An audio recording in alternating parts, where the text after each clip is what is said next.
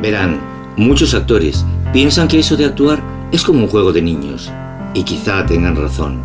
La inocencia, el humor y la picardía, la frescura, mientras en escena, a ojos de los espectadores, les hacen creer que eso sucede por primera vez. Hoy nos adentramos en las entrañas de La Memoria de la Piedra, el espectáculo teatralizado de la Ciudadela de Jaca.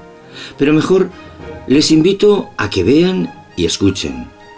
Abróchense los cinturones. Jorge, ven. ¿Qué pasa? ven. Voy. Un momento. Ya voy, ya.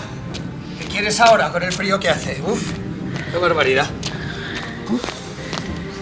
Chico, que no es para tanto, que tengo aquí un asunto pendiente. Miedo me das. Ten cuidado que nos están grabando.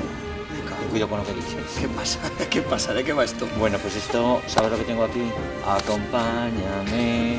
Pues esto es una entrevista, un diálogo desde la fortaleza muy especial que vamos a hacer hoy, en los cuales los protagonistas vamos a ser tú y yo. Los dos. Y vamos a hacer un balance de La Memoria de la Piedra. Oye, Hombre, pero cosas personales no me preguntarás, ¿no? Hombre, pues alguna. Es que hay que sacar el entresijo de las personas. Ya. Hala, vamos para allá. ¿Vamos a hacer aquí en el palacio? No, en nuestro camerino. En esa leonera. Sí, venga, vamos. Madre.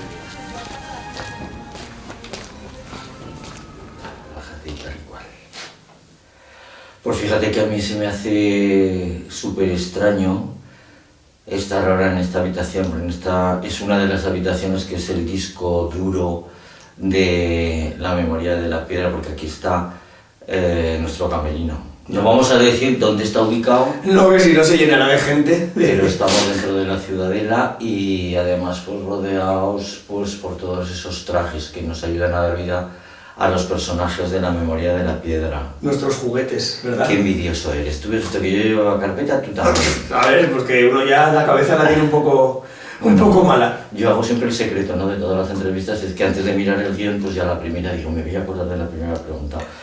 Jorge, ¿cuál es para ti, no sé, el momento más emocionante que has vivido a lo largo de los años de La Memoria de la Piedra? Pues mira, está bien que me digas esto porque entronca con una de las preguntas que te iba a hacer yo. Tengo dos momentos. Uno, cuando paramos una función para salvar a un pájaro, que eso no me había pasado. Hay una dicha que dice que el espectáculo debe continuar por encima de todo y nosotros aparcamos el espectáculo, salvamos a los dos pajaritos, los dejamos a cubierto y luego continuamos. O sea, era mucho más importante salvar esa vida que lo que nosotros estábamos haciendo y eso para mí dice mucho de La Memoria de la Piedra. Oye, ¿y el otro? El otro son varios momentos, ¿no?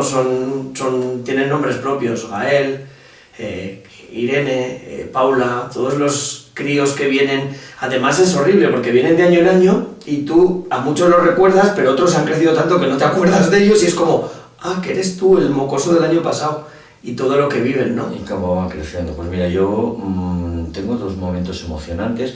Uno de ellos es el principio de la historia con Irene, porque yo a Irene la conocí, pues voy a contarlo porque me parece que es muy, muy bonito. Pues la conocí un día que yo estaba en la Espadaña intentando, pues arrancaba el espectáculo, empezaba el monólogo de Ciudadela y yo era uno de esos días que tenemos los actores, vamos a confesarlo, que estamos haciendo nuestro trabajo, pero yo ese día estaba cansado, estaba triste, estaba de esos días que te aprieta la máscara, que te molesta todo, cuestionándote muchas cosas, ¿no? Y de pronto miré hacia abajo y vi una niña rubita con unos ojos increíbles, abiertos. Todavía me emociono cuando lo recuerdo porque me lanzó un beso. Y entonces yo me la quedé mirando y es como que aquel beso me envolvió, le dio sentido a mi trabajo, me hizo sentir el hada de la Ciudadela. Comprendí que en la mente y en el corazón de esa niña estaba viendo todo lo que yo intentaba hacer por mi trabajo, ¿no? Y eso es lo que al final le da sentido, ¿no? Luego Irene ya se ha hecho mayor, hemos tenido historias mucho más bonitas. Por cierto, vamos a decir algo que no adelantamos demasiado, pero para esta primavera tenemos cosas muy pensadas. Y luego otro día que lloré también fue el día que Gael comenzó a hacer el monólogo tuyo de Felipe II, y entonces yo pensé, pues va a decir 2 frasecitas y ya está.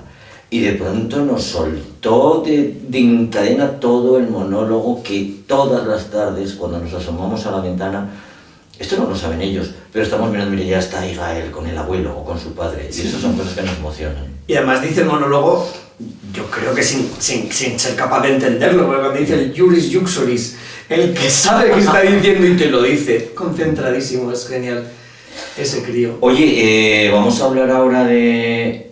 Vámonos al extremo contrario, el momento más difícil que has vivido tú en la memoria de arte, ¿cuál ha sido? Pues no sé si tú lo sabes y lo vas a saber ahora. La segunda actuación que yo hice aquí contigo, o sea, estoy hablando de 2021, nada más llegar, antes de la segunda actuación, por un tema personal mío, me dio un ataque de ansiedad. Estaba yo sentado en la hierba de la subida a la espadaña y me dio un ataque de ansiedad que flipas, pero no por la función, sino por cosas que me pasaban en aquel momento. Y empecé como a no poder respirar y empecé como que no podía, o sea, me intentaba mover y no podía, y quedaba 1 hora. Y decía, ¿qué hago? O sea, ¿cómo le voy a decir a Toño? O sea, no puedo, o sea, estoy incapaz ahora mismo. Y bueno, al final respiré un poco, me vine aquí, me puse el traje y salí. Y es una cosa que nos pasa muy a menudo, ¿no? Que a lo mejor estamos hechos mierda por dentro, pero el hecho de ponerte aquí los trajes y ser otra persona como que te transforma. De verdad que no me lo veo. Oye, que me has dicho que no me vas a contestar a preguntas personales. No, hombre. Pues te voy a hacer. Dale, tú dale. Pues mira, yo el momento más difícil hay que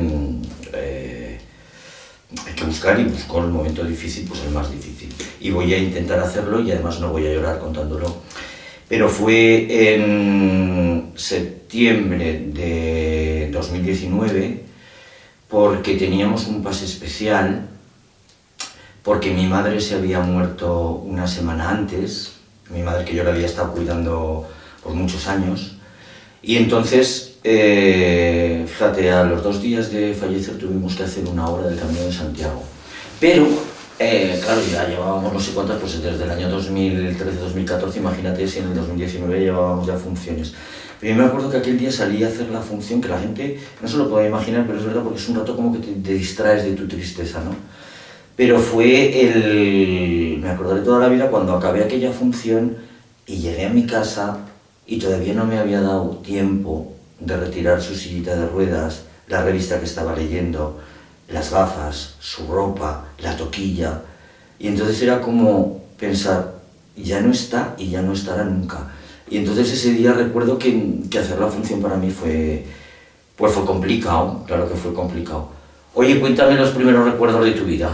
Wow, pues mira, siempre digo, es absurdo porque no fue el primer año, creo que tenía 3, pero uno de mis primeros recuerdos es una ventanilla de un avión que me contaron, luego me enteré por las fotos y tal, que me llevaron de viaje mis padres a Menorca, y yo recuerdo estar en el avión y estar viendo el sol porque atardecía sobre la ventanilla. Es el primer recuerdo que tengo. ¿Y qué tiempo tenías? Pues tendría 2, 3 años. Creo que ese viaje fue en el 81. Yo tengo 25 años. Yo soy de 79. Y ese es el primer recuerdo, fíjate. Pues fíjate, ¿Cuál es el tuyo? Yo mi primer recuerdo es, yo tenía 1 año y medio y entonces me compraron una cartera de hule que tenía las asitas blancas y salía de un gato. Ay, Y entonces yo me quedé enamorado de aquella cartera y me acuerdo de que toda mi obsesión era que me dejaran a mi madre dormir con la cartera de color verde debajo de la almohada y estar tocándola mientras no me dormía. Pero hay un recuerdo muy divertido, pues estaba yo pensando cuando preparaba el formulario de las preguntas, que te vas a reír. Cuando cumplí 7 años, y se ve que debía de ser por muy travieso. Entonces mis padres me mandaron al campamento Ramiro el Monje en el Valle de Oza. Y me acuerdo que yo fui, pero con una condición, que me dejaran irme al campamento con el traje de comunión. Y me dejaron irme. Me acuerdo porque, dice, mi madre contaba siempre, dice, el día de visitar a los padres, me acuerdo que llegamos allí y bajabais de Aguas Tuertas y tú ibas con el traje de comunión, el crucifijo colgando, lleno de manchas de aceite, Y yo, genio y figura, yo se ve que me vi que aquello me gustaba y ya fue. ¡Qué maravilla! Pues por eso, venga, hazme una pregunta. Tenía una pregunta así, además, al hilo de lo que has dicho antes del momento, ¿no? De tu madre. No me acuerdo cómo fue la frase, ahora la puedes volver a repetir en directo, pero dijiste una cosa que un día que me impactó. Más que una pregunta, es una reflexión. Dijiste que no hay ser humano más solitario que el actor, porque el actor está aquí, está en su camerino, está preparando su trabajo, está actuando, el público está ahí, luego el público se va a cenar, se va por ahí, y el actor se queda aquí, saliendo del personaje, luego se va a casa, y por llevar esta vida estamos mucho más solos de lo que la gente puede creer. Pues sí, bueno, eso yo le añadiría que yo desde siempre he tenido una especie de agorafobia, es decir, jamás me verás en un sitio donde haya mucha gente. Cuando yo era joven y iba a algún concierto o salía de bares, que salí de mucho, yo siempre me acuerdo que en las multitudes buscaba como el punto de salida, es decir, que si pasa algo yo pueda salir por esa puerta. Pero sobre todo, tengo mucha sensación del espacio que tenemos los actores, es decir, yo he estado construyendo mi personaje cada tarde cuando nos disfrazamos y nos maquillamos, siempre delante del espejo es un poco que me quiera hoy el personaje. Y tienes como y tú también lo notas, ese ámbito, ese espacio vital tuyo en el cual la otra persona son las 100, 90, 70 o 15 espectadores que haya, ¿no? Y entonces yo necesito como ese espacio, ¿no? Y bueno, yo ya de por sí reconozco también que soy un poco solitario, ¿no? Pero porque necesitas, es un poco date cuenta que yo creo que los instrumentos de los actores en realidad, nuestros bisturís, son los sentimientos. Entonces yo necesito ese espacio, y de hecho yo me paso muchas horas aquí solo en la Ciudadela, bueno, con mi problema de insomnio, vengo y no te cuento las horas que yo he venido aquí a la Ciudadela, y hablo con la piedra, y busco los rincones, e intento tener ideas, pero sí, yo creo que todos los actores un poco, ¿eh? Bueno, pues ahora dime, ¿cuándo es la primera vez que tuviste la Ciudadela de Jaca? La vi, quizá la primera vez no me acuerdo, pero uno de mis recuerdos más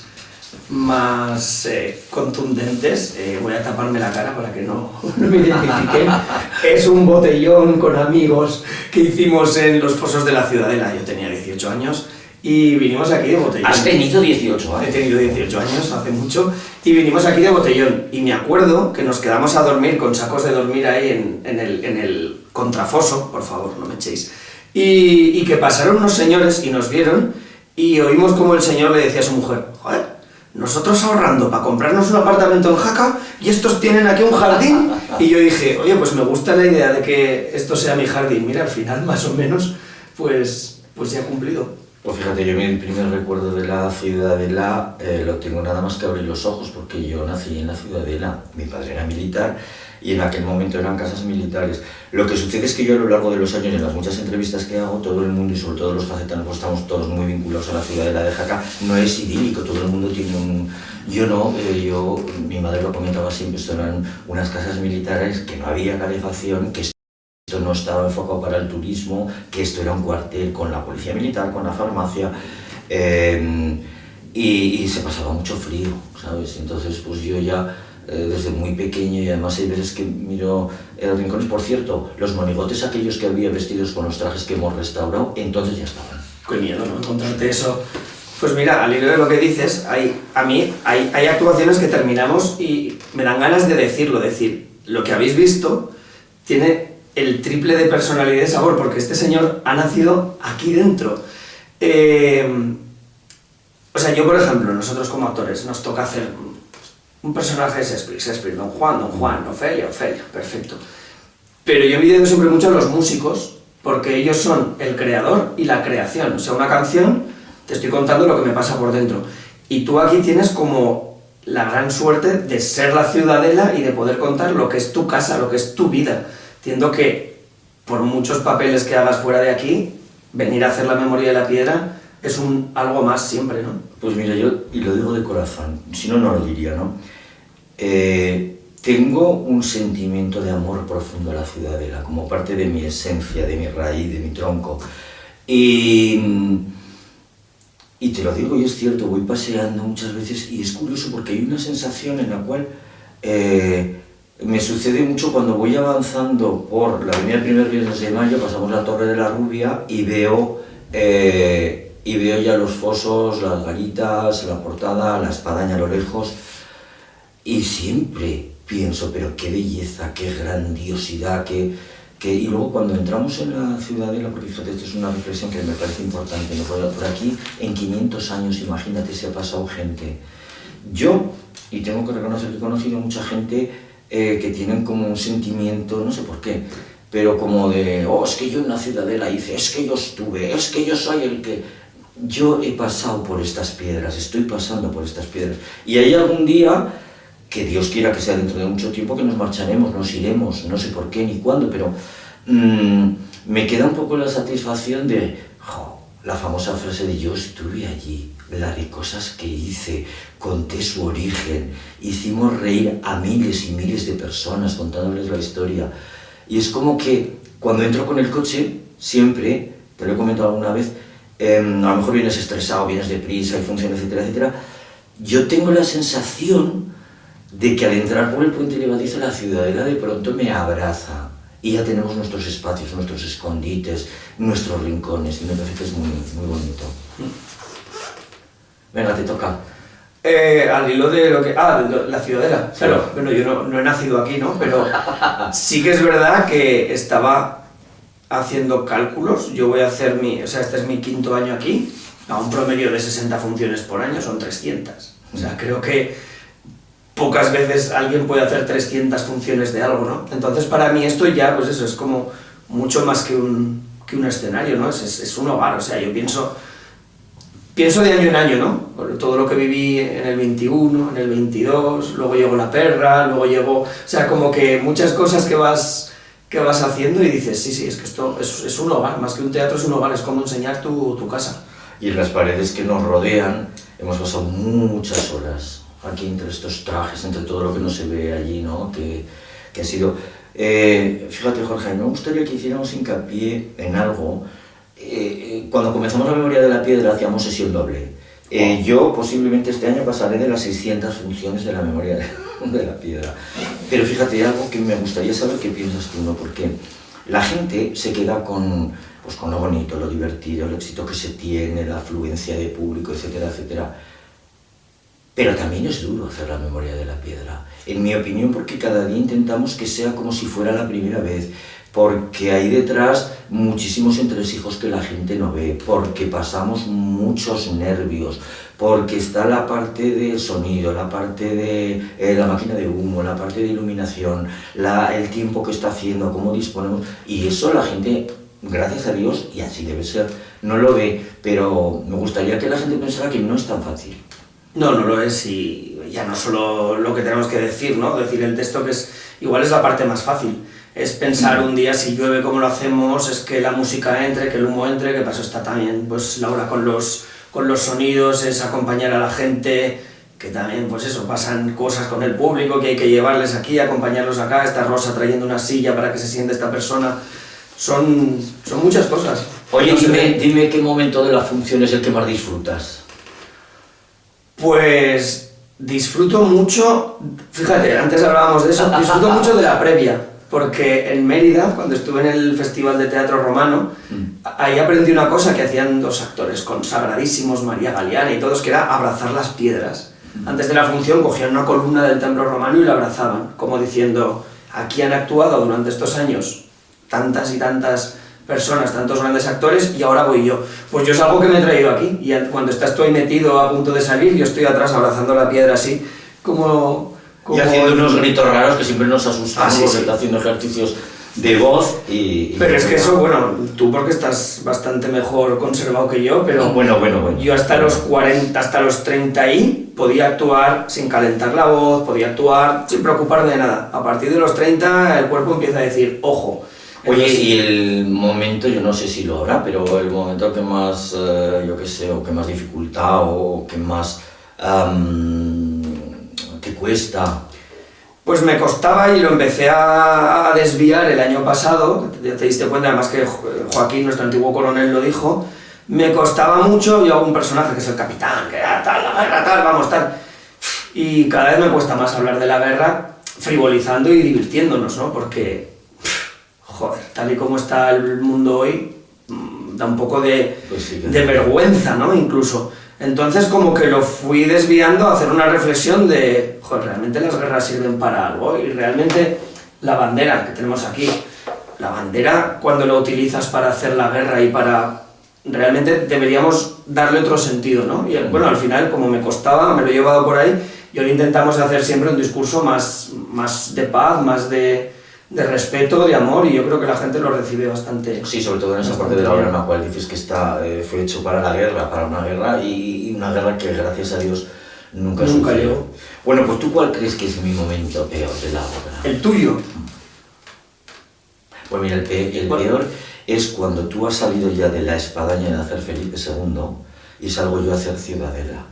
Y tengo que tirar esa capa de 8 metros por la fachada, pero además que el público que nuestros espectadores sean conscientes de eso. Primero, tirarla y que caiga bien. Segundo, que no haga aire. Y que no caigas tú. Tercero, que yo me pueda meter dentro del humo para parecer como de la piedra, como de la nada.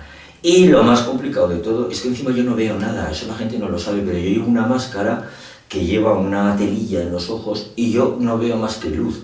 Y hay veces que, claro, yo no estoy viendo al público y eso pasó. Mira, cuando ya he hecho eso digo, oye, ya tiro por donde bueno, y luego a veces también me hacen la judiada, ¿no? De cuando estoy con el plátano, que me tengo que comer el plátano, la escena famosa del plátano, en que de pronto tengo que hacerlo ya y me lo tengo que meter de golpe para poder hablar con la boca llena del plátano.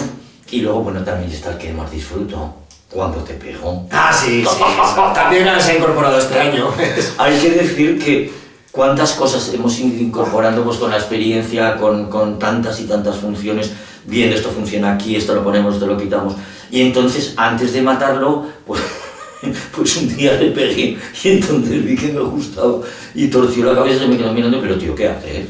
Hoy te vas a ir calentico a casa, dijo el maestre. Claro. No, a mí me hace gracia, el otro día me encontré un guión por casa de la memoria de la piedra y, salvo partes que sí que son como son, pero que sí que es verdad que hemos añadido cosas, había partes que yo decía, hola, o sea, si tuviéramos que transcribir ahora un guión no podríamos, porque es lo del mensajero que utilizamos al chaval del público, o sea, son cosas, sí, son cosas que nos han ido dando juego y que hemos visto qué tipo de público, porque además siempre lo digo, pero nuestra interacción con el público es siempre respetuosa, o sea, damos la impresión de que va a pasar algo que nunca pasa porque somos los actores los que accionamos. Bueno, pues ahora voy con mi siguiente pregunta para ti y es que me digas, pues ese consejo, por cierto, tú si no hubieras sido actor, ¿qué hubieras sido? Pues yo creo que hubiera sido periodista, porque era un poco lo que me llamaba. Pero es verdad que me desanimó un poquito el mundo del periodismo, porque pensé, tengo 3 opciones, o irme fíjate, soy mayor, a Bosnia, que tampoco me veía por ese ánimo. Hombre, tampoco es Vietnam, pero vamos. Ya. No sé, me faltó como un poco ese espíritu de aventura, o yo qué sé, o seguir al Real Zaragoza por ahí, que no me hubiera importado, que soy futbolero y tal, pero bueno, tampoco era mi ideal de vida, ¿no? O yo qué sé, luego analizas un poco la prensa y lo que se hace hoy en día de periodismo y dices, igual mejor estoy mejor aquí que siendo periodista. Pues tú crees que me hubiera gustado ser a mí. Pero vamos, sin ningún lugar a dudas, y de hecho le dedico tiempo y cada vez más. Pues me hubiera gustado ser restaurador, ebanista y carpintero. O sea, a mí dame una madera y un alige me puedo pasar 3 días. No sé, a lo mejor como nuestro trabajo también es muy intelectual, es mucho de estudio y tal y cual, pues el estar tocando la madera, la magia de la madera, el ir aprendiendo como he ido aprendiendo con los años, con muy buenos maestros además, me apasiona. Y además se te da el lujo, tengo que decir que muchas de las cosas que utilizamos en la memoria de la piedra las has aportado tú, las has restaurado, las has traído. Sí. Además... Y cosas que me he ido trayendo de casa. Fíjate, una de las cosas de la memoria, ¿no?, que han salido también este año, cuando le presento, utilizo una palabra que al final ha quedado ahí, porque yo con orgullo digo que soy actor de la memoria de la piedra y también he aportado mis cosas, pero a ti te presento como creador, porque realmente esto es una creación tuya. ¿Cómo se vive el...? Pues te voy a ser sincero. Cuando te lo escuché, Creo que pocas veces me han hecho un regalo tan bonito, porque yo le daba vueltas. Entonces yo director no soy, jefe no soy, yo soy, bueno, pues escribí el guión, quizá mi vida se ha centrado mucho en La memoria de la piedra, en La ciudadela, etcétera, etcétera, ¿no? Pero ¿y qué soy yo? ¿Soy actor? Sí. ¿Soy guionista? Sí. ¿Sé iluminar? No sé, pues sí. Pero soy creador, me gusta crear. Mejor y peor, ¿no? Pero eso es lo que soy, por eso te lo digo que de verdad, que yo creo que te dice, ostras, eso es lo que soy, creador. Sí, sí, sí. Oye, dime ese consejo que te dieron tus padres, tu madre, tu padre, cuando eras pequeño, y que esta es una de las preguntas insignes de Diálogos desde la Fortaleza, ¿no? Y que con el paso del tiempo y cuando nos hacemos mayores dices, pues tenías razón. Pues fíjate, no recuerdo ningún consejo como tal, decir, no, haz esto tal. Al revés, lo que recuerdo es apoyo. O sea, yo he elegido una profesión difícil, que a 90% de los padres les encanta. En tu caso me imagino que más, luego vamos con eso. Bueno. Pero mi padre no lo llegó a ver. Fíjate, mi padre no lo llegó a ver y sé que no le hubiera gustado nada. Mi padre estaba con un cáncer y murió justo el verano que yo empecé a estudiar teatro. Y yo sé que él no le hubiera gustado en absoluto que yo hiciera esto. Pero recuerdo que el primer curso que yo hice de teatro me lo pagó mi padre. Una mañana que él estaba ya ahí, me dijo, oye, ¿qué quieres hacer este verano? Quiero hacer un curso de teatro. Y dijo, toma. Y me dio el dinero para... O sea, fue como el empujón, ¿no? A pesar de que no me gusta este destino para ti, te lanzo a él. Y fue como, ostras, más que un consejo, fue una acción, ¿no? Y mi madre, bueno, mi madre pues igual, al principio no le gustaba y ahora mi madre pues ha estado en teatros de toda España conmigo y es la fan número 1, no sé cuántas veces ha visto La memoria de la piedra ya. La voy a poder sorprendernos en cualquier momento. ¿Cuál fue el de tus padres? Pues bueno, yo tengo que decir que mis padres me lo pusieron tan difícil, o sea, pero tan difícil que incluso llegaron a llevarme a un neurólogo en Zaragoza para que me quitara la idea, la desviación de querer ser actor. Entonces, sufrimos mucho, sufrimos todos, sufrimos mucho. Y quizás uno de los mayores sufrimientos que yo arrastré en mi vida, ¿no? Pero cuidado, a las personas que más he querido. O sea, yo sin ninguna duda a quienes más he querido era a mis padres. Entonces, yo no lo sé si tú lo viviste así, pero yo es que, yo no es que quisiera ser actor, es que no podía ser otra cosa. O sea, es que me daba igual, fuera como fuera, pasara lo que pasara, yo sabía que quería ser actor. Lo sabía desde que era muy pequeño, desde que iba a ver las películas en el cine de la calle Mayor de Jaca de Escolapios. Y yo veía aquella pantalla, y veía los corsarios, y veía los vaqueros, y veía los... Y yo dije, yo con ellos, yo quiero irme con ellos. Yo no sabía que existía la profesión de actor. Y entonces luego me pegaba toda la semana soñando en casa, con la bandeja de los pasteles me hacía el escudo, con una cortina a la capa, y yo toda mi vida quise ser eso. Pero fíjate, como consejo, sí que me dieron uno, que es el que te digo, ¿no? Que pasan los años. Y digo, pues tenían razón. Lo primero les preocupaba porque yo era muy nervioso, muy inquieto. Mi madre, yo siempre me acuerdo que no lo entendía muy bien, pero cuando era muy pequeño y se acercaba a alguien, le decía en voz baja, no me lo excites, no lo excites. Porque yo la primera era, bueno.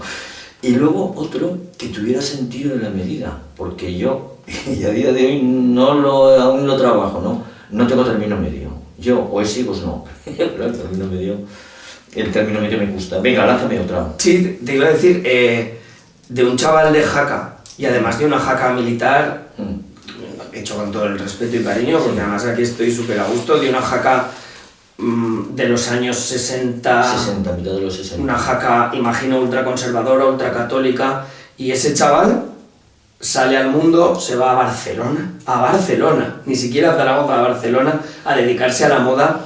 Wow. ¿Cómo es esa explosión? Pues hombre, yo hay una cosa que a todo lo pasado pienso que, claro, yo empecé Derecho en Barcelona, pero ya me introduzco en el mundo de la moda, empiezo a hacer desfiles, yo modelo.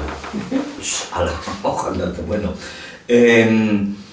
Y de pronto, claro, mis padres, yo me acuerdo que me daban una asignación pues justa, bien, pero es que no me acuerdo de la cifra, me daban 2.000 pesetas para mis gastos personales, que era el trabajo, el café, pues si tenía que coger un autobús o lo que fuera, me acuerdo que eran 2.000 pesetas porque el billete era rojo, y además ni cajero ni nada, ibas a sacarlo al banco, a la fila, con la máquina de escribir, te lo ponían y tal, ¿no?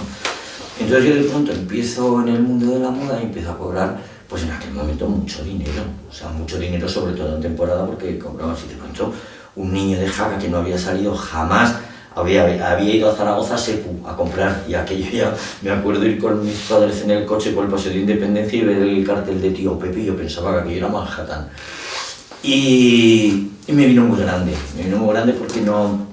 Claro, yo lo hacía a escondidas todo, gastaba aquel dinero y ganaba aquel dinero y me lo gastaba, y lo hacía todo como muy en secreto, y ya llegó un momento que me cansé de luchar contra la comprensión de ellos, y entonces esto sí que tiene mucho delito y no me siento orgulloso de ello. Yo me iba a Zaragoza, me matriculaba en septiembre, pero estuve 14 años matriculado en la Facultad de Derecho, y luego ya me cogí y me iba, o sea, iba el día de la matriculación y ya no volvía nunca más. ¿Y qué te traje, o sea, en doble vía, ¿no? ¿Qué aportó a ese mundo loco tu vivencia de Jaca? O sea, cómo alguien de Jaca con otros valores puede aportar ahí, y qué te trajiste de ahí, ¿no?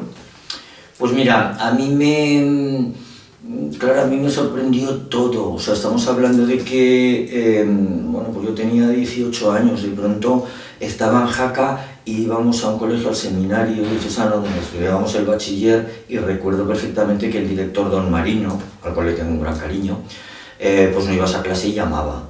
Pasaban lista todos los días. Cuando entrábamos en clase nos levantábamos y rezábamos a todas horas.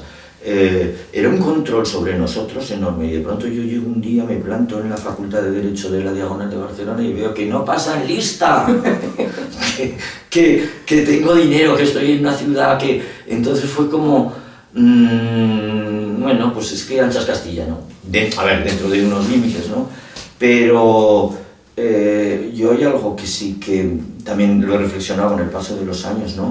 Era el poder explicarles a mis padres que había una profesión que era muy seria, muy difícil, muy dura, porque cuando ya dejo un poco la moda y tal y cual y me meto en el mundo de la interpretación, tú sabes cómo es la interpretación, no es divertida, ni el trabajo te llueve eso, ni requiere mucho esfuerzo, porque claro, pues es que tú esta tarde tienes función a las 8:15, estés enfermo, estés sano, estés triste, estés alegre, estés con conjuntivitis, con diarrea, y tienes que salir a hacer la función, y el público no tiene que notar nada. Y me gusta mucho en el sentido de que al final mis padres, con los cuales yo viví, estuve cuidando los 25 años, gracias a Dios pude estar con ellos, comprendieron y vieron la dureza de nuestro trabajo.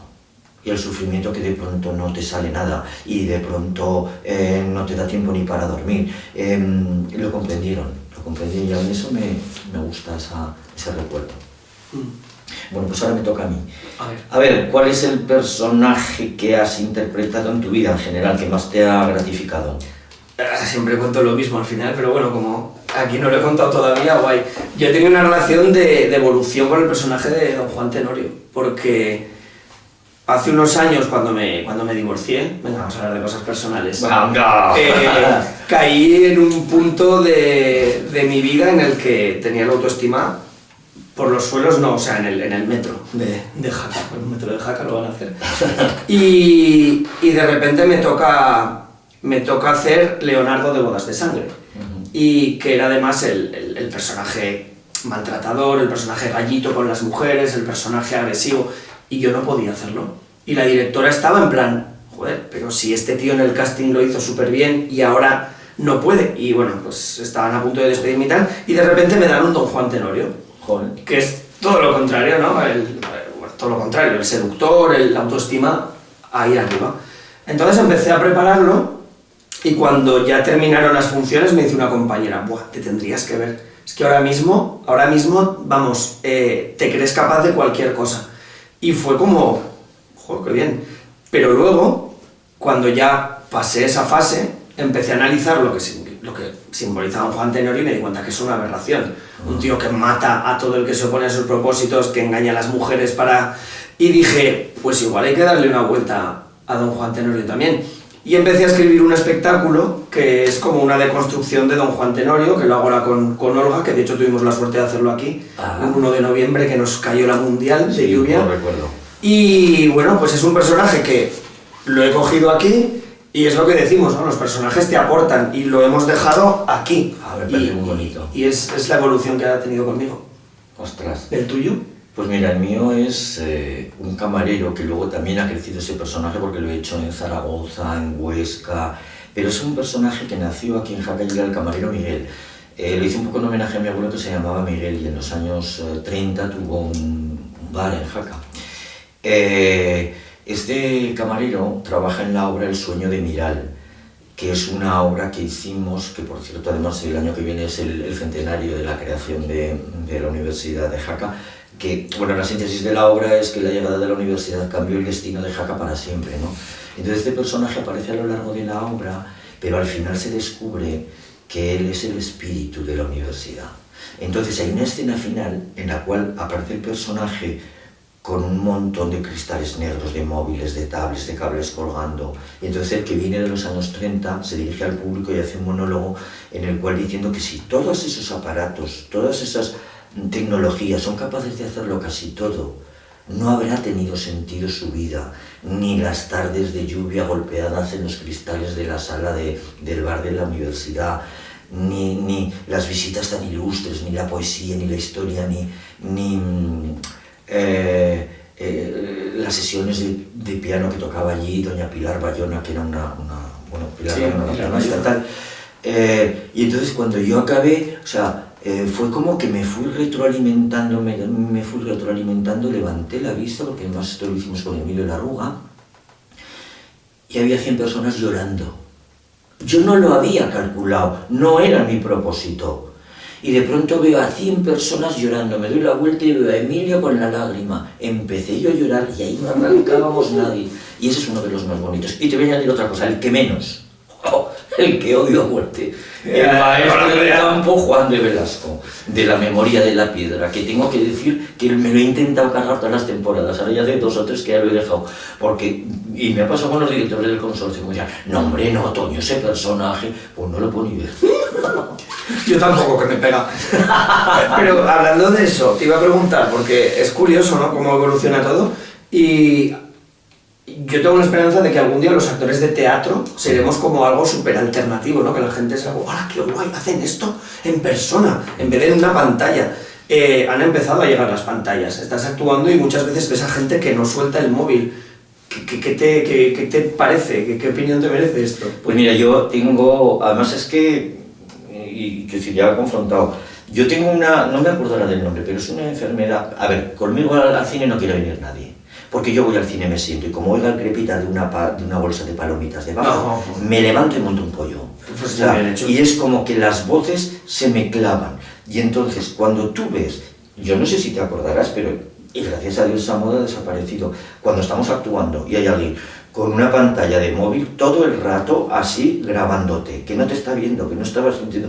¿Para qué coño nos estás grabando? Ve la obra, disfrútala, que luego nos haremos fotografías, y no te cuento nada cuando vino la moda de las tablets, que yo un día paré la obra de teatro porque tenía una tablet así grande que parecía que me estaba juntando con un cañón, es molesto, y la gente debería de saber que nos despista, y que, yo no sé si te pasa a ti, pero cuando noto, yo puedo entender si gusta más, si gusta menos, pero cuando notas ese desprecio de, yo qué sé, pues de llamar por teléfono, me desconcentra, y la concentración es muy importante para los actores, y a mí me desconcentra mucho. Y para los actores y para la gente. O sea, leí un libro hace tiempo que hablaba de que con los móviles, ahora mismo nuestro proceso cerebral se interrumpe cada 5 minutos. O sea, yo estoy teniendo una conversación importante contigo y ahora, espera, voy a mirar el WhatsApp. O sea, lo cortas, entonces tu capacidad cerebral se limita, no crece, las ideas no crecen. Creamos cada vez cosas más... Sí, pues a mí es como eso, pero fíjate, ¿sabes lo que no me molesta? Porque esto nos pasó, ya me pasó hace años, pero aquí en la ciudad.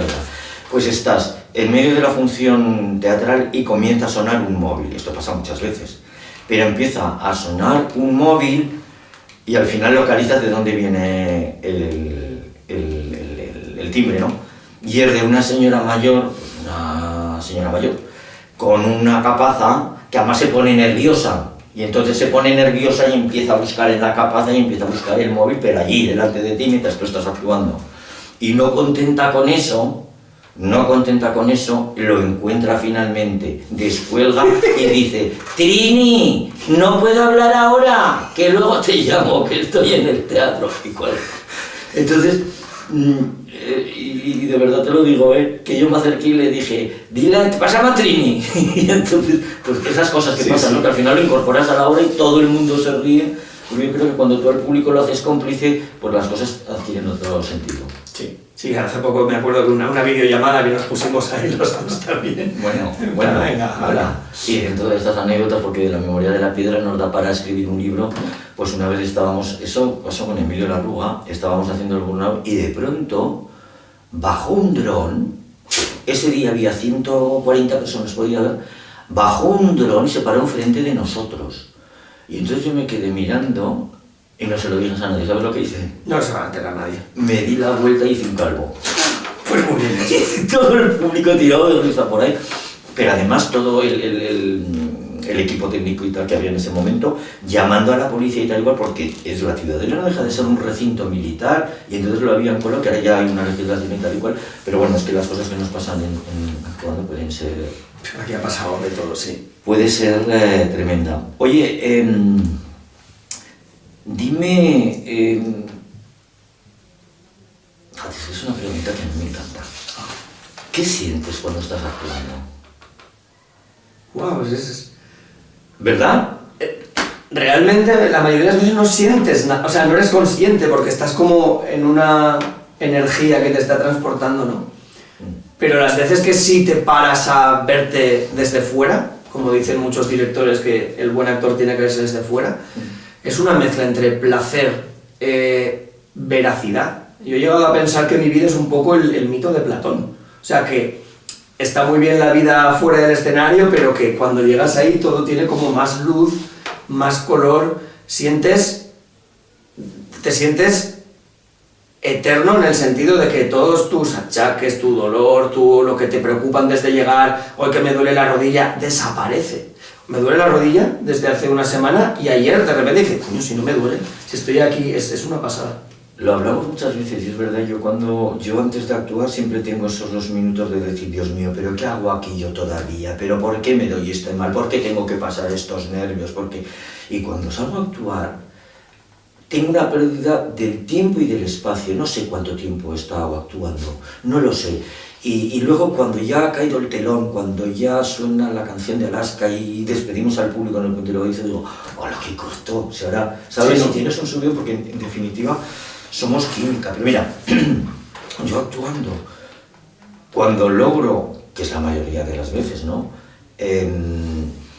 Me siento como navegando, como nadando en mi texto, nadando. Y hay una cosa que es muy importante, y es que yo he hablado con escuelas, con profesores, con pedagogos, que hablan, el otro día Héctor Alterio, que en paz descanse, lo estaba diciendo, es volver cada día, cada función y cada trabajo actoral, es jugar a volver a ser niños. Yo nunca lo he sentido así, y te voy a explicar por qué. Porque cuando, y eso lo veo muy claro cuando hacemos la escena del burnout, se asemeja más a ballet. Es decir, mi posición corporal, mi marca, la trayectoria, la acción, el gesto, la cara, está todo estudiado y pulido, porque hemos tenido mucho tiempo y muchos años para saber qué cara tengo que poner, cuando tengo que levantar la ceja, dónde tengo que ir, y entonces noto como que floto por toda esa coreografía espacio-temporal y luego voy viendo que que navega el texto, que cabalgo en el texto, y la señal es que el público te está mirando. Entonces es un poco... Y claro, disfrutas. O sea, yo la verdad es que... A ver, disfrute. Lánzame una. A ver, hemos hablado de qué pasaría si no fuésemos actores, pero ¿qué pasaría si no existiera la memoria de la piedra? O sea, ¿cómo crees que tu carrera en estos 13 años...? Pues mira, yo hay una cosa que... Bueno, en los últimos años me he dedicado mucho también al trabajo audiovisual, ¿vale? Que no tiene nada que ver. O sea, el trabajo audiovisual con el teatro, en el trabajo audiovisual no sientes nada, es muy difícil sentir, porque es todo una coreografía de no salirte de la marca, que tener el foco, decir el texto, aguantar el plano, saber que es un plano medio, las tomas son muy cortas, no te da tiempo de imbuirte en un personaje, ¿no? Y quizá, bueno, aparte de la memoria de la piedra, bueno, pues yo tengo el placer y el regalo desde hace ya 2 o 3 años de estar al frente de Reino y Leyenda, que, pues imagínate, las mimbres son el origen del Reino de Aragón en la ciudad de Jaca. Luego hay un espectáculo que me dejé la vida, que fue Historia y Leyenda bajo la roca, en San Juan de la Peña, que estuve un año escribiendo el guión, que yo creo que alguna vez volverá a ese espectáculo. Pero sobre todo es teatro, pero teatro mezclado con historia. Imagínate qué privilegio, señoras y señores, tengo de que me puedo dedicar al mundo del teatro aunando lo que más me gusta, que es la historia, el arte, ojo, y todo en mi tierra, ¿sabes? Con lo cual, hombre, lo digo con humildad, ¿no? Pero me ha dado un vasto conocimiento del Camino de Santiago, de la historia del origen del Reino de Aragón, de la ciudadela de Jaca, de la catedral, y eso es muy, muy satisfactorio. ¿Sabes qué me da mucho miedo? La irrupción de la inteligencia artificial en nuestro trabajo. Si yo luego te voy a enseñar un vídeo que nuestro muy querido amigo y compañero Diego Fernández me ha hecho de una actuación que me vio ayer haciendo San Francisco de Asís, que me he quedado, porque soy yo, con otro entorno, con otro decorado y tal, pero está hecho con inteligencia artificial. Ya. ¿Tú crees que eso nos llegará a perjudicar o no? Yo creo que va a quitarnos mucha gente, pero es lo que te digo, yo creo que al final ver a alguien de carne y hueso, o sea, lo que nosotros damos aquí, que ahora estoy diciendo el texto y de repente voy a clavarte un chiste a ti, que vienes con esa chaqueta de tal y te lo clavo a ti. A ti, aquí y ahora. Aquí y ahora. Sí, yo creo que claro. eso nos va a hacer siempre ser... Y yo creo que a la gente también le gusta lo tradicional. El otro día leí que los restaurantes más valorados ahora son los que te hacen un guiso de garbanzos con callos de la abuela. Que tanta cosa con nitrógeno, al final la gente, yo creo que vamos a echar de menos nuestras raíces. Hombre, es que ahondas en una cuestión que es muy importante y es que la gente también debe de saberlo. Cuando nosotros hacemos la memoria de la piedra, tanto tú como yo hacemos una visión escáner del público y sabemos a quién, dónde y cuándo le vamos a hacer, le vamos a... si viene alguien con capucha, si viene alguien con tal, si viene... Es decir, vamos a ejercer esas improvisaciones, pero eso solamente sucede una vez y ese día, por eso cada función es diferente. Y eso la verdad es que me parece... A ver, ¿qué nos soportas? ¡El tabaco! Esta ha sido buena. No, a Y ver. que yo fumara. No, que vamos a fumar. No, bueno, aparte del tabaco, la gente que no es capaz de entender, que pues creo que tenemos una estadística casi tendiente a 0. O sea, la gente que va a un espectáculo donde se hace humor y donde se improvisa con la gente y se pone a la defensiva. Pero nos ha pasado poquísimo, 0 casi, ¿eh? Es una pasada. No lo soporto. Un día, pues fíjate, aquí soltamos de todo y tal, y hace chistes que si tal, que si el guardia civil, que si el murciano y tal, y un día me viene un tío y me dice: ¡Acho! Soy el guardia civil y murciano, dice, y tú eres el puto amo. Y dije: ¡jo, qué maravilla de persona! O sea, ha entendido, ¿no?, que aquí no nos reímos de nadie. Del primero que me río es de mí mismo para ya curarme en salud, pero luego ya es como... Y no soporto eso, ¿no? Que parece que hoy en día la sociedad está como que se ofende por todo, que no hay empatía, no hay sentido del humor. La verdad es que vienen tiempos complicados. Pues fíjate, yo, a ver, así a nivel de andar por casa, la impuntualidad me pone muy nervioso porque a mí me educaron y tengo el problema de todo lo contrario. Yo siempre llego 3 horas antes, 2 horas antes, incluso hay un productor con el cual trabajo y me dice: pero no vengas hasta las 6.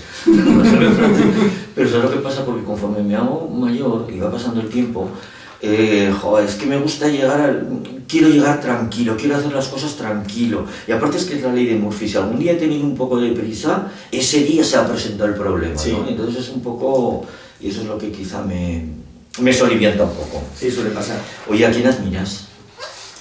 Pues mira, esto está muy feo, pero a ti, por lo que te he dicho... Bueno. por lo que te he dicho antes, o sea, me parece que... Por ejemplo, una persona que admiro profundamente es Quique González, que es un cantante que tú oyes sus letras y es que es él. Su canción es él, cómo está, cómo se levanta, y dices, joder, que eso sea arte. Y entonces eso es lo que te he dicho que tú haces aquí. Tú estás hablando, soy ciudadela, es que tú eres un hijo de la ciudadela, eres una piedra de la ciudadela. Entonces, joder, pues en ese sentido... Totalmente. Que no se me ha pasado por la cabeza ir inmatricularla a mi nombre. Soy ciudadano y le presentaré al juez la foto de la espadaña con el personaje de Ciudadela. ¿A quién admiras tú? Pues mira, yo admiro Pues mira, yo normalmente, cuando el tiempo me lo permite, hago voluntariado, ¿no? Entonces en ese voluntariado he conocido a personas que lo hacen, ¿no? Que lo hacen. Pero sobre todo hay una característica en la mayoría de ellas, y es ese anonimato, ese hacer las cosas sin que nadie lo sepa, sin que nadie se entere, y hacer cosas que además, yo como soy periodista, pues siempre vi preguntas y esto y tal y cual, y gente que lo hace por la propia satisfacción personal, ¿sabes? Y luego también admiro muchísimo últimamente, por circunstancias de la vida, a la gente que está en las protectoras de animales, porque hay un mundo allí que no te lo puedes ni imaginar, ¿no? De crueldad, y la gente que da su tiempo para ayudar, pues la verdad es que me parece importante. Hace poco, hablando de lo que no soportas, ¿no? Que te he contado un ejemplo. Nosotros, sabes que tenemos un espacio, mi chica y yo, Olga, sí, en Zaragoza, que la es la Casa Neurótica. Sí, la Casa Neurótica, podéis seguirnos en Instagram. Y el año pasado, bueno, cuando lo pasó lo de Valencia, pues fuimos a echar una mano y fue una barbaridad, o sea, porque lo publicitamos, pero lo publicitamos no para decir, mira qué guay, sino en plan, hey, vamos a ir, dadnos cosas. Bueno, llevamos una barbaridad de cosas. Y este noviembre, pues hay una situación en Zaragoza con mucha gente que está en la calle, y un empresario importante nos regaló un montón de mantas, y dijimos, pues vamos a llevar mantas para el frío a la gente. Y pusimos una publicación, oye, vamos a hacer esto. Empezó a llovernos de todo. Esto lo hacéis para posturear, porque si no lo haríais sin avisar. No, avisamos para que más gente colabore. Esto no, aquí solo hay que ayudar a los de aquí. Eso me pone del hígado, no soportas, ¿no? Tío, yo voy a hacer esto. Hay gente que hace cosas que a mí no me parecen bien, pero yo no tengo por qué decir nada. O sea, cada cual que haga lo que considere, ¿no? Pues esa intransigencia es la que no soporto. Y además hicisteis una gran labor, porque yo la fui siguiendo, y en esos momentos que eran terribles, yo escuchaba ayer una entrevista de Paz Padilla, que también se fue a la zona de la Dana, y dices que la gente no se puede imaginar cuando llegamos allí lo que había, que no había llegado nadie, no había llegado el ejército, no había llegado la UME, no había llegado nadie, estaba gente en la calle sin comida, sin abrigo, y gracias a iniciativas como la vuestra, pues es muy importante.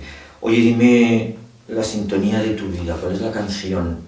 Si tuvieras que escoger una balada, un grupo, una canción para que definiera un poco tu vida, ¿cuál sería? Va variando. La última que creo que ahora no sabría cuál es, creo que ahora tendría que hacer como una reflexión, pero la última que recuerdo es el Aragonés Errante de Bunbury, que además justo antes de venir aquí, que a mí me sorprende estar en Jaca porque me he convertido como en un actor estable. O sea, como en una persona... Lo cual es nuestra profesión. Estable. Yo antes de estar aquí estuve currando en un barco haciendo espectáculos en el Báltico, estuve en Holanda en un parque... Ostras. He estado en miles de sitios. Pereza poca. Pereza poca. Tengo que deciros que de pronto hay una semana que no hay funciones y tal y cual, y de pronto... Jorge, no, que me voy mañana a Dinamarca y vuelvo pasado. Bueno, estas cosas, ¿no? Que la pereza poca. No, ninguna. No, pero está muy bien porque... ¿Cuál es la tuya? ¿Cuál es tu sintonía? Pues no cabe duda, ¿no? Y me acompañará toda mi vida la de Dayo Albinoni, porque yo debuté en el mundo de la escena creo que tendría 14 o 15 años, en Jaca, en el Palacio de Congresos, haciendo el Adagio de Albinoni, pseudo bailando ballet, pero con un texto que escribí yo. Además me produce mucha ternura, porque yo lo escribí con 16 años. Y es de una profundidad y de una densidad del amor, la muerte, la vida, el abandono. Y lo malo es que lo tengo grabado en vídeo. Un día, si te portas bien, te lo pondré. Por favor. Pero el Adagio de Albinoni es para mí... ¿Cuál es el último libro que te has leído? El último libro que me he leído... Voy a quedar como un intelectualoide que te cagas. Uno de Heinrich von Kleist, que es sobre el teatro de marionetas. Y son artículos periodísticos que hacía sobre... teatro, el arte, el oficio, y es curioso porque están escritos en 1812 y ahora dices, caramba, no vamos tan desencaminados. ¿Cuál es el tuyo? Pues mira, es que sabes lo que pasa, que cuando tú dices que todo el mundo te va a los últimos títulos, los bestsellers, los planetas y tal y cual. Yo pillé en casa una colección de hace 40 años que era austral, que había muchos así que eran pues una recopilación de la generación del 27. Oh. Y entonces me pongo a leer y digo, ¿cuánto material hay aquí para hacer teatro? Y luego sí que es cierto, he descartado ya los libros de autoayuda, porque yo llegué a tenerlos todos. Y al final, y además fue muy nervioso en el TikTok porque, a ver, cuando nosotros estamos trabajando estudiamos muchas horas, entonces yo cada hora, por ejemplo, me cojo 5 minutos y me veo en el TikTok y empiezo a pasar, y todos son 3 consejos para ser feliz, alcanzarás la estabilidad si haces no sé cuántas, para no tener barriga tienes que hacer, son todo como enseñarte cosas. Entonces lo que sí que me leo de vez en cuando es una novela de Mary Higgins Clark, que es policíaca neoyorquina, siempre describe muy bien pues ese Nueva York, la Quinta Avenida, todas esas cosas, y luego también una autora inglesa de hace muchos años que es Jane Brady, Victoria Holt, que escribe novela histórica y me encanta. Y luego, bueno, pues de Luis Seco los tengo todos también. Sí. Leo mucho, ¿tú lees mucho o no?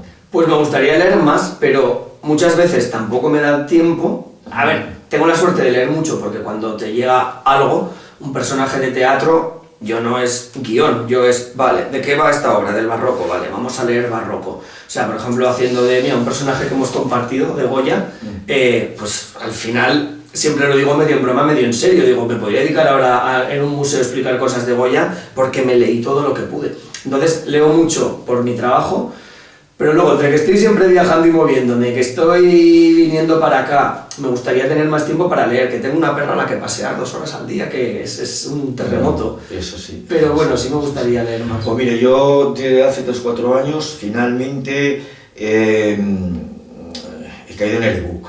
Entonces yo me cojo mi ebook. Tengo una almohada con brazos, que es como un sofá que lo compré hace también años y tal cual. Me tumbo en la cama, me lo pongo todo a oscuras, me tapo con la manta. Mi hijo, mi gatito Francisquito en las piernas y yo ahí leyendo. Y no pido nada más. Es la felicidad absoluta, ¿no? Porque, y muchas veces lo pienso, y quizás para nosotros, para los autores, de una manera especial, pero qué grande es la lectura, que te ayuda a viajar y de pronto te metes en la Inglaterra victoriana de 1857 y que el audiovisual está muy bien, pero la lectura, y yo se lo digo siempre a la gente joven, ¿no? Ostras, eres tú el que te inventas, te dan los condimentos y tú creas la atmósfera y lo ves, y eso me parece impresionante. Oye, ¿dónde te ves viviendo tú dentro de... A ti te voy a preguntar, dentro de 40 años. Bueno, pues si estamos viviendo dentro de 40 años, es normal, pues no lo sé. Nunca se me ha dado bien pensar esta pregunta, porque creo que hubiera fallado. Si hace 10 años me hubieran dicho dónde estarías, seguro que no hubiera dicho Jaca. Pero creo, y ahora que tengo los medios, que sí, pues a mí me apasiona mi trabajo y allá donde haya algo que hacer actoral, pues estaré, ¿no? Pero nuestra profesión al final llega un momento que te va expulsando, ¿no? Creo que intentaré aprovechar más la autocaravana y decir, bueno, pues una autocaravana, he conseguido... Ya te poder... Eso, a ver si la puedo mover. No, te puedes mover tú. Eso, pero sí me gustaría pues estar dando vueltas con ella, me gustaría. Pues yo lo tengo claro, yo naturalmente me gustaría quedarme en Jaca. Yo lo digo siempre a la gente, bueno, el día que me retire me retiraré para siempre. Es decir, yo admiro mucho a Marisol, a Pepa Flores. O sea, yo el día que me vaya me voy. O sea, yo no quiero... pero ¿por qué no? Porque quiero hacer otras cosas, porque me gustan muchas otras cosas, ¿no? Y sobre todo no sé, pues el participar en una vida pues de mi ciudad, de hacer cosas, de eso, pero claro, en Jaca, evidentemente. ¿Aún te veo de alcalde de Jaca? Sí. No me metería en la política, no, para nada. En cuestiones sociales, de animales y de restauración y de cosas de esas. Sí, oye, te dejo que me hagas una última pregunta. Venga, va, piénsala una. ¿Una? Vale. Es un poco gore. Vale, es un poco gore, pero al fin y al cabo todos tenemos que pasar por ese trance. Yo alguna vez lo he pensado, tío. ¿Tú te imaginas dentro de 20, 30 años, me acabas de decir que no, haciendo tu última función aquí en la ciudadela de Jaca y como que tu final fuera aquí, iniciaste y acabaste? Pues sí, imagínate que sí, pues no, para nada. Será un día como otro cualquiera. Y será un día como otro cualquiera porque yo, Jorge, a lo largo de los años he aprendido el valor de la nada. Yo no soy nadie. Y dentro de 40 años o 50 nadie se acordará de mí, como yo no me acuerdo de posiblemente alguien que había aquí sentado hace 100 años. Imagínate, en 500 años se han pasado gentes, ¿no? Porque sobre todo creo que cuando te desprendes del sentimiento de trascendentalidad, la nada es purificadora. Yo estuve, lo disfruté, lo viví, lo pasé, pero ya está. O sea, y el otro día leí una frase muy bonita, y es que al final la melancolía es un veneno para el alma, ¿sabes? Y quiero decir, creo que es positivo pensar en el futuro, pues haré otras cosas y un día llegará ese final, pues sentiré nostalgia quizás, ¿no? Pero, hombre, falta mucho tiempo, ¿no? Pero hemos pasado por aquí y nada más, o sea, nada más. Además, de verdad quiero, qué orgullo, ¿no? Estuvimos aquí, yo siempre lo pienso, algún día será así como, yo estuve aquí, yo lo disfruté. Te he hecho un poco la reflexión que dejaría grabada yo, si tuvieran que oírmela. Imagínate que tu voz la van a oír dentro de 300 años, y ahora te ofrezco yo la posibilidad de que me grabes un mensaje que será escuchado entonces. ¿Qué le dirías tú? Luego lo esconderemos en una piedra de arriba de la espadaña, y de pronto alguien la descubrirá en el 2325 y dirá, anda, ¿qué dice este tío? Buah, pues mi cabeza empieza a divagar. Primero, ¿existirá la Ciudadela en 2325? Hombre, esperemos que no, porque tal y como está el patrimonio, de verdad, es importantísimo cuidarlo. ¿Y si volvemos a este mundo y mi yo de 2325 es el que descubre el mensaje? O sea, uno piensa tantas cosas, pero qué bueno, miedo a morir tiene. No, me refiero a volvemos reencarnados y de repente eres tú. Alguna vez he pensado en este tipo de cosas.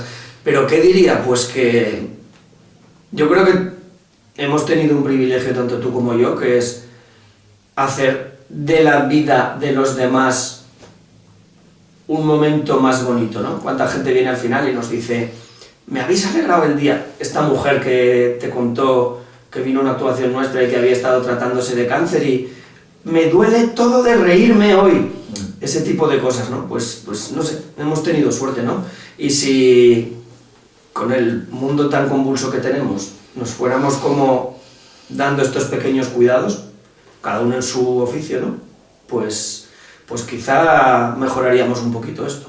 Pues acabas de recordar algo que me parece muy bonito. Fue una señora que había tenido un cáncer terrible, un cáncer de mama, que había estado 4 años de su vida pues al borde de la muerte, que había salido de ese cáncer y que de pronto nos vino llorando al final y nos dijo, tengo que decirte que después de 4 años hoy me he sentido mi cara y he visto mi sonrisa y me he reído que no lo podéis imaginar. Es cierto, al final es uno de los mejores regalos que nos pueden hacer.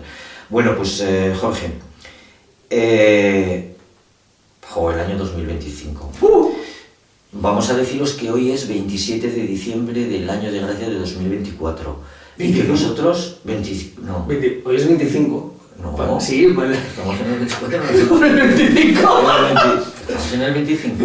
O sea, vamos al 26. Vamos al 26. Ya te digo yo luego, como para acordarme de los gestos. Estamos en el 25.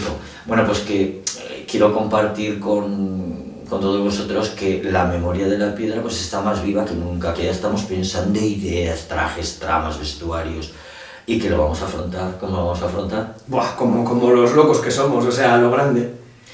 Pues nada, Jorge, que un placer. Esta ha sido nuestra semblanza.